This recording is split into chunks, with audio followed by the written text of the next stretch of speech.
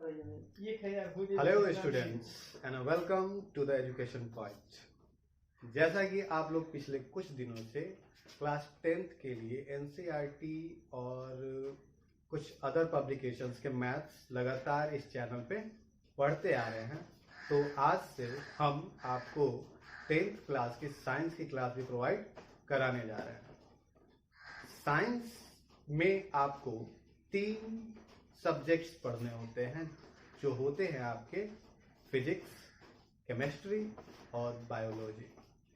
मैं यहाँ पे आपको फिजिक्स से शुरू कर रहा हूँ, जिसमें आपका जो चैप्टर पहला है, बहुत ही इम्पोर्टेंट सा चैप्टर, वो है reflection of light. Reflection of light के लिए सबसे पहले आपको जानना पड़ता है कि भाई लाइट क्या है। आप कहते हो कि सर हम तो लाइट के बारे में जानते हैं, लाइट के बारे में सुन भी रखा है, लेकिन कभी आपसे पूछ दिया जाए कि एग्जैक्ट कौन से वर्ड्स होते हैं जो लाइट को आपको दिखाते हैं, तो आप कंफ्यूज हो जाते हो। जैसे कि यहाँ पे मैंने आपको बोर्ड पे लिख रखा है लाइट, और उसके नीचे एक लाइन लिख रखा है एक्सटर्नल फिजिकल कॉज, यानी कि इसका मतलब हुआ बाह्य भौतिक कारण। ये वो चीज दिखलाता है कि लाइट को आप देख नहीं सकते।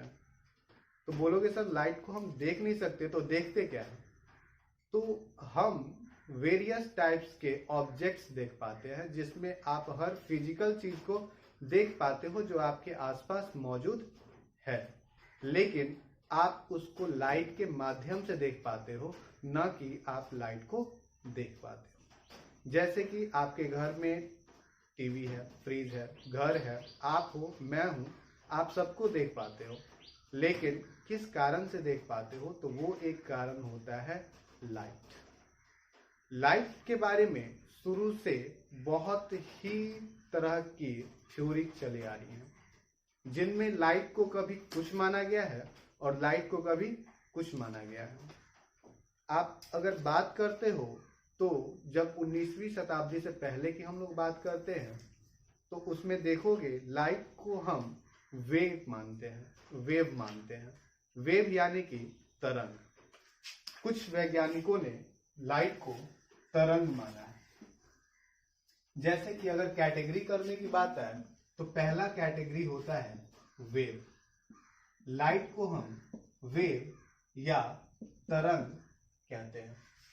अब इसको वेव या तरंग क्यों कहते हैं? कुछ ना कुछ कंडीशंस होंगी, कुछ ना कुछ कंडीशंस फुलफिल करता होगा, तब कहते हैं कि लाइट एक वेव है। इसका रीजन ये रहा, पहला, कि इसको लाइट को एक जगह से दूसरी जगह जाने के लिए कोई भी माध्यम की जरूरत नहीं पड़ती है, जैसा कि किसी भी तरंग को एक जगह से दूसरी जगह जाने के लिए कोई भी माध्यम की जरूरत नहीं पड़ती है। हम कह सकते हैं नो मीडियम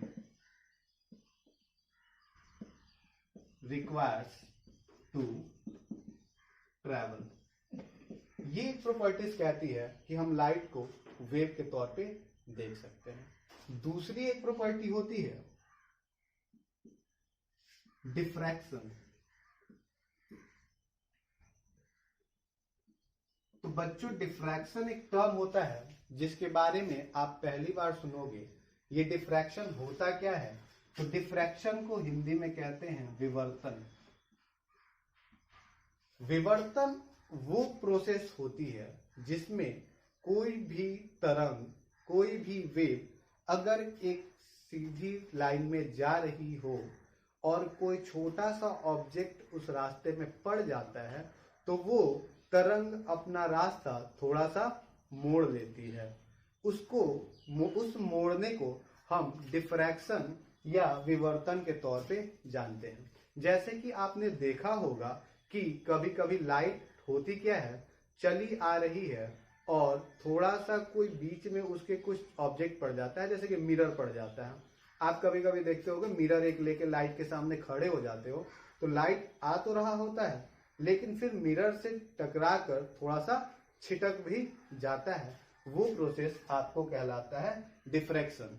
तो कुछ साइंटिस्ट जो थे, कुछ साइंटिस्ट थे, उन्होंने इस तौर पे जाना कि लाइट एक वेव कहलाती है, जैसे कि विद्युत चुंबकीय तरंग।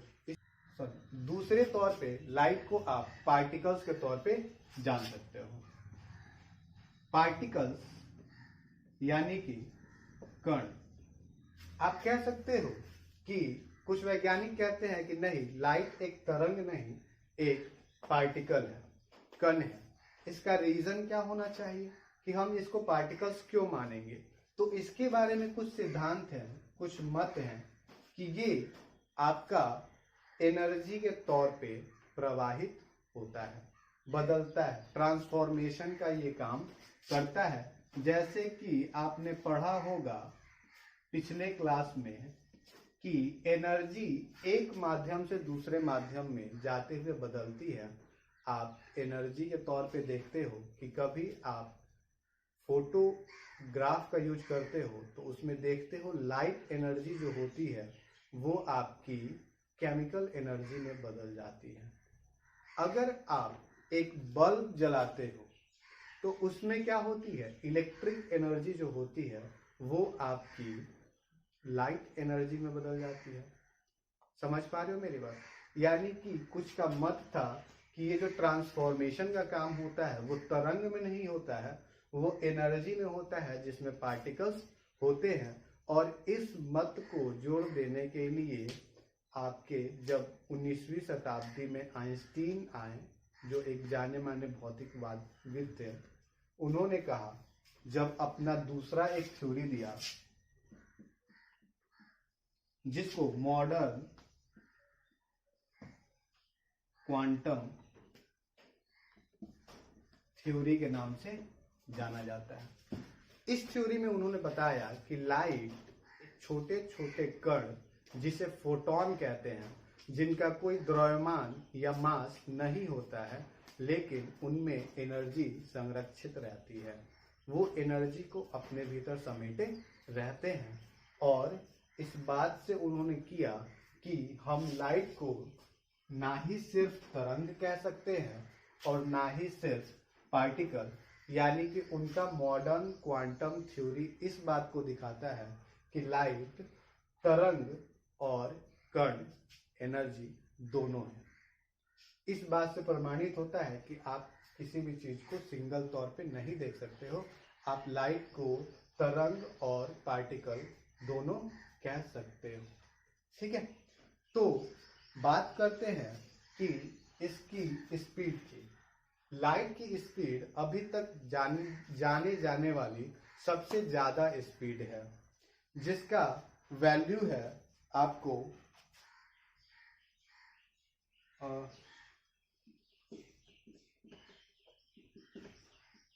3 × 10⁸ मीटर पर सेकेंड। कहा जाता है कि कोई भी भौतिक चीज की स्पीड लाइट के स्पीड से ज्यादा नहीं हो सकती है। तो इसके एक प्रॉपर्टीज जो आपके सब्जेक्ट में पढ़ने हैं वो प्रॉपर्टीज है रिफ्लेक्शन ऑफ लाइट। तो रिफ्लेक्शन ऑफ लाइट को पढ़ने से पहले हमें कुछ और चीजों को जानना पड़ेगा। और चीजों में जानने का मतलब है कि आपको एक पॉइंट समझना पड़ेगा जो कहलाता है प्रोपोगेशन ऑफ लाइट, यानी कि प्रकाश का प्रवाह कैसे होता है। ठीक है, तो आगे हम देखते हैं प्रकाश का प्रवाह कैसे होता है।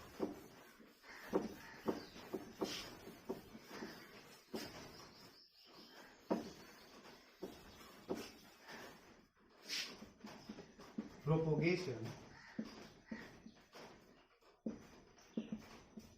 Of light. हम ये चीज बाइलिंगुअल पढ़ा रहे हैं ताकि इसको सीबीएसई बोर्ड वाले बच्चे भी देख पाए और दूसरे स्टेट बोर्ड वाले बच्चे भी देख पाए। हम इसमें हर एक डिटेल चीज देने की कोशिश करेंगे ताकि कोई भी चीज आपका छूटे नहीं। आप बड़े से बड़े क्वेश्चन के साथ साथ ऑप्शनल दिए गए छोटा से छोटा क्वेश्चन भी आप कर पाए, कोई भी चीज आपको छूटे नहीं। तो प्रोपोगेशन ऑफ लाइट कहा जाता है कि प्रकाश का प्रवाह कैसे होता है। तो प्रकाश के प्रवाह के बारे में मत है कि ये रेक्टिलिनियर होता है, रेक्टिलिनियर होता है, यानी कि सीधी रेखा में गमन करता है, सीधी रेखा में गमन करता है।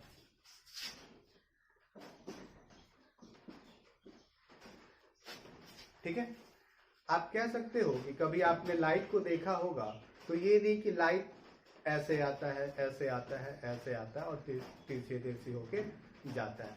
लाइट हमेशा एक सीधी लाइन में आता है और उसको मुड़ना भी होता है तो वो सीधा लाइन में ही मुड़ पाता है, यानी कि लाइट की जो प्रवाह होती है वो एक सीधी लाइन में होती है।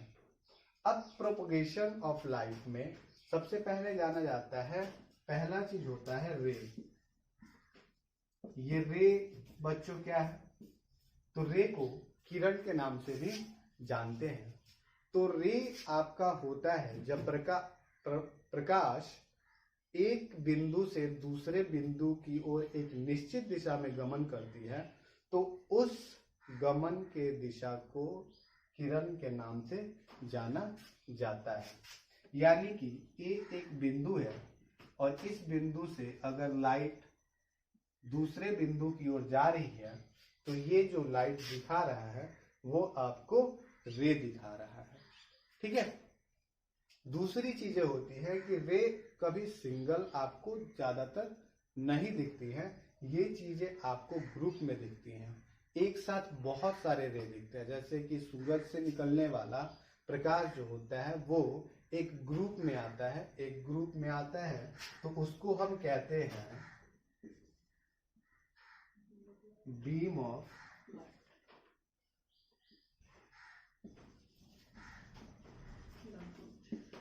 लाइट, बीम ऑफ लाइट, इसको कहते हैं रे, यानी कि रे ऑफ लाइट। दूसरा होता है बीम ऑफ लाइट जिसको प्रकाश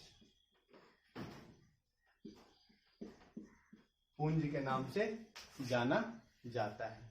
प्रकाश पुंज कहलाता है जब एक साथ बहुत सारे रे एक ही लाइन में गमन करते हैं। यानी कि अगर हम बात करें कि ये भी एक रे हो, ये भी एक रे हो और ये भी एक रे हो और ये एक ही साइड में प्रवाह कर रही हो तो ये पूरे रे का जो ग्रुप कहलाएगा वो आपका बीम ऑफ लाइट कहलाएगा।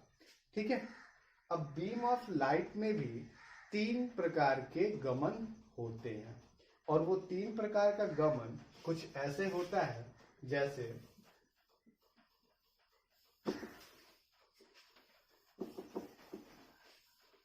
पहला होता है parallel beam of light. Parallel beam of light वो चीजें होती हैं जब प्रकाश के जो किरण पुंज होती हैं वो किरणें जब एक समान दूरी को बनाते हुए अगर गमन करती हैं, अगर ये ए बी सी और ए बी और सी तीनों के बीच का डिस्टेंस बराबर है तो आप कहते हो कि ये जो किरण है बीम ऑफ लाइट है वो क्या है? ये बीम ऑफ लाइट पैरेलल है, यानी कि इसको पैरेलल बीम ऑफ लाइट के नाम से जाना जाता है जब इनके बीच की डिस्टेंस बराबर होती है। दूसरी होती है कन्वर्जेंट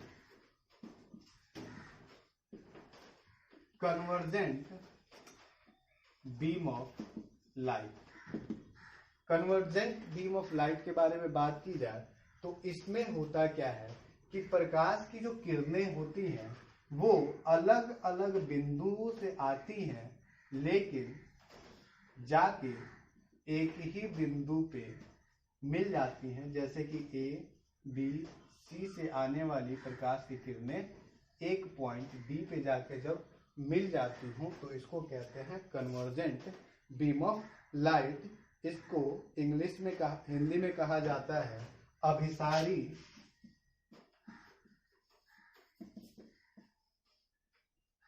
प्रकाश पुंज।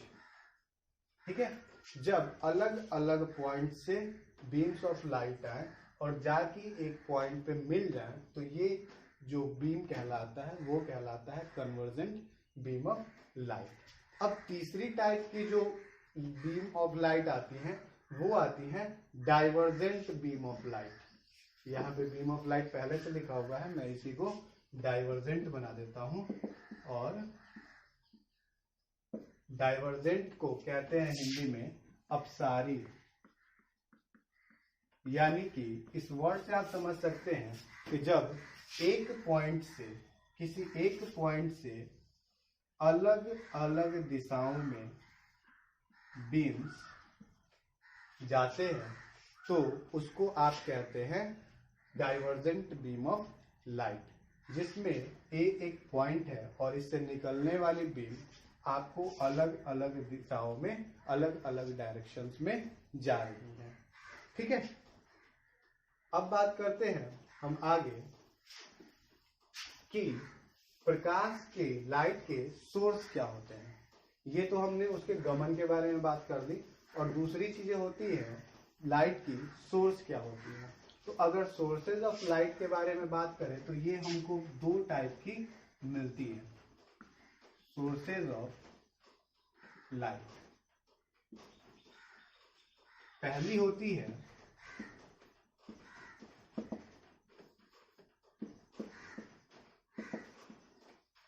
ल्यूमिनस। ल्यूमिनस यानी कि जो स्वयं प्रकाश उत्सर्जित करती हो। जैसे कि आपने देखा होगा सन और कुछ ऐसे स्टार्स होते हैं जो खुद से ही लाइट को इमिट करते हैं, उत्पन्न करते हैं। वैसे सोर्स को कहते हैं ल्यूमिनस, जैसे कि कैंडल्स, बल्ब, ये सारे ऐसे सोर्स हैं जिनसे प्रकाश उत्पन्न होती है। लेकिन कुछ ऐसे भी ऑब्जेक्ट्स होते हैं जो अपना प्रकाश खुद से नहीं कर पाते, इमिट नहीं कर पाते, बल्कि दूसरों की लाइट को रिफ्लेक्ट करने का काम करते हैं, और वो होते हैं non luminous. Non luminous object, जैसे कि एग्जाम्पल के तौर पे देख लो मून। चांद का क्या काम होता है? वो सूरज के लाइट को रिफ्लेक्ट करके चमकने का काम करता है, बल्कि उसकी अपनी लाइट नहीं होती है। ठीक है, तो इतना पढ़ने के बाद हम बस सिर्फ लाइट के बारे में जान पाए और लाइट की कुछ प्रॉपर्टीज के बारे में जानते हैं। अब इसके बाद जो टॉपिक हमको पढ़ना है वो पढ़ना है रिफ्लेक्शन ऑफ लाइट, की लाइट का रिफ्लेक्शन कैसे होता है। अलग अलग टाइप्स के जो ऑब्जेक्ट्स होते हैं वो कैसे अलग अलग तरीकों से लाइट को रिफ्लेक्ट करते हैं, हमारी शैडो कैसे बनती है, या जो आप देखते होंगे कि मूवीज कैसे बनती हैं, फिल्में कैसे बनती हैं, उसको आप पर्दे पे कैसे उतार सकते हो। ये सारी चीज़ों का एक ही सॉल्यूशन है, वो reflection of light. I hope कि आपको क्लास अच्छी लगी हो। अगर इसमें कुछ कमी रह जाती है तो वो आप हमें कमेंट में बताएं, जिसको हम सुधार सकें। Thank you.